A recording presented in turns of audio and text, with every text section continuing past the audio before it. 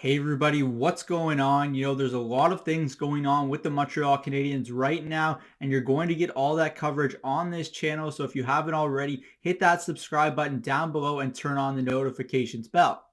Now, it's pretty obvious that I shouldn't even have to say this, but the Montreal Canadiens are bad right now. They are very bad, and I don't think things are going to get any better anytime soon. They lost on Monday to the Minnesota Wild by a score of 8-2, and then they followed that up on Thursday with a loss to the Anaheim Ducks by a score of 5-4. Neither of those appearances were doing anything towards the development of any of their young players, let alone the trade value for any of their veterans. And I think a lot of this stems from Dominique Ducharme, and I really do believe that the Montreal Canadiens need to move on from Dominique Ducharme before it is too late.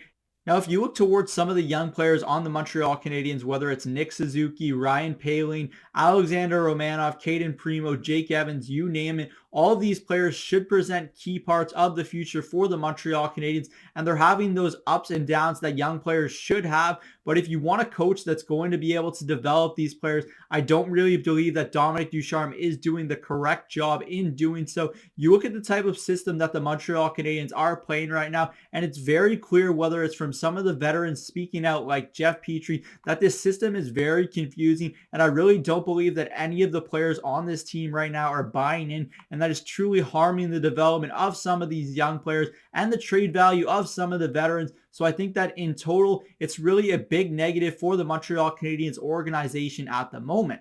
Now, if you look at Kent Hughes and Jeff Gordon, I don't know how that duo looks at Dominique Ducharme and says this is a healthy development system for the Montreal Canadiens moving forward here. And I think the only big issue right now is in terms of the dollar figure, because the Montreal Canadiens are still paying Marc Bergevin, they're still paying Claude Julien, and I'm not sure they're wanting to continue to pay another head coach if they do decide to fire Dominique Ducharme, who the Canadiens did sign to a 3-year contract extension this offseason.